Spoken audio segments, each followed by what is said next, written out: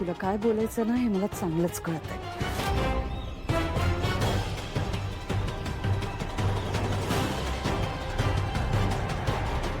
अथर्व, मीराने आणि तिच्या बापाने या घरात येऊन माझ्यावर वाटेल ते आरोप केले, मला बदनाम केलं. पण तरी सुद्धा आजही मी या घरात खंबीरपणे उभी आहे. ही फक्त तुझी बायको आहे म्हणून मी माझा स्वाभिमान बाजूला ठेवला. पण तू पण आता मीराचीच भाषा बोलायला लागलेस अथर्व. तुला खरंच असं वाटतं की मी तुझ्या आईबाबांना मारलंय? आई, मी तर म्हणतच नाहीये की तू आई बाबांचा खून केलास. तूच म्हणतेस.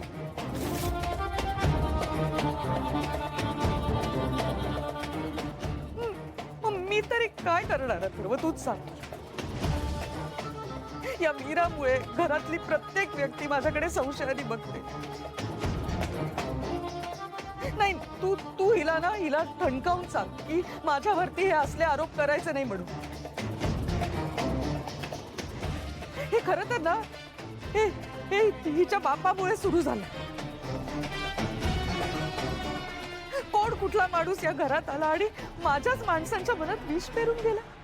मीराचे बाबा जे काही म्हणाले त्यात तथ्य नव्हतंच.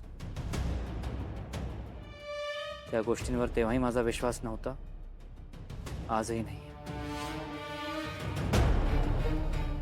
आणि हे मीराला चांगलंच माहिती आहे. वेदाचे बाबा, माझ्या बाबांचा मुद्दाच नाहीये इथे.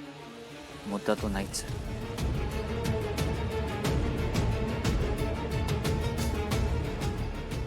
मी तुला एक साधा प्रश्न केला होता आई.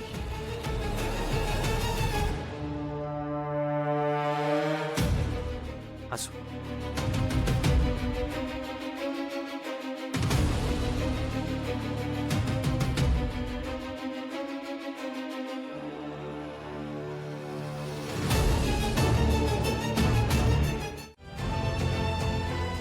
म्हणजेच माझ्या बहिणीला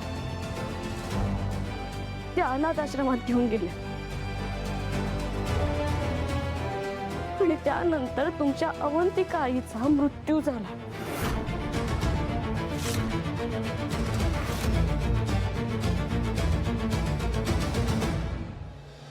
आणि हे सगळं झाल्यानंतर तुमची आई मंजिरी या घरात कायमची राहायला आली.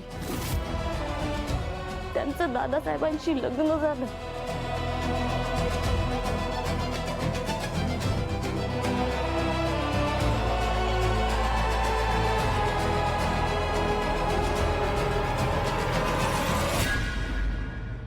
माझी ताई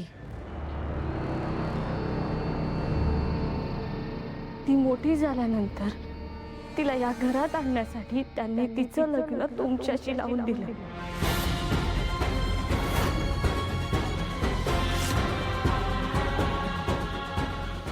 तुझी ताई कोण? मीरा नाही,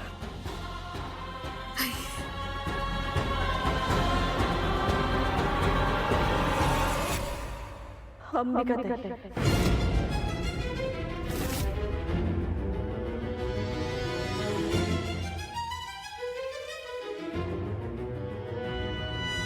ती माझी सख्खी बहीण.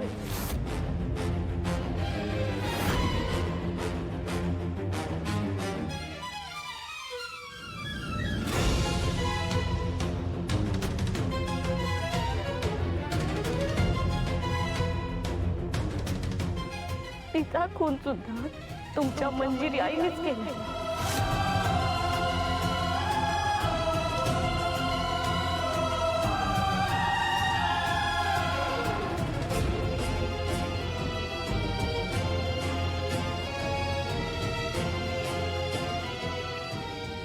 घराला आग लागली आहे हे निमित्त करून.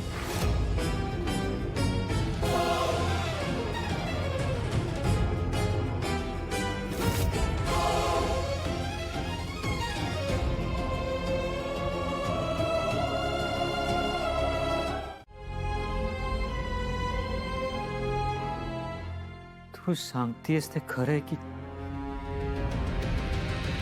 हा सगळं तुझा प्लॅन आहे? अंबिका अंबिका तुझी सख्खी बहीण?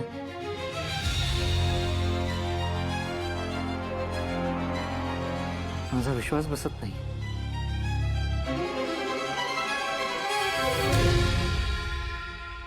वेदाची शपथ.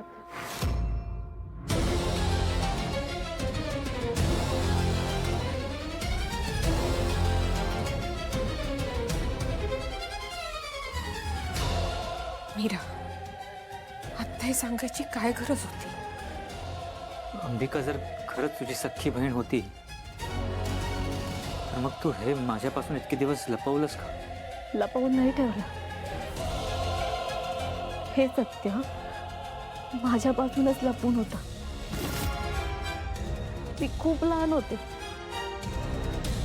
तेव्हाच ताई निघून गेली. तिला कोणीतरी घेऊन गेलं.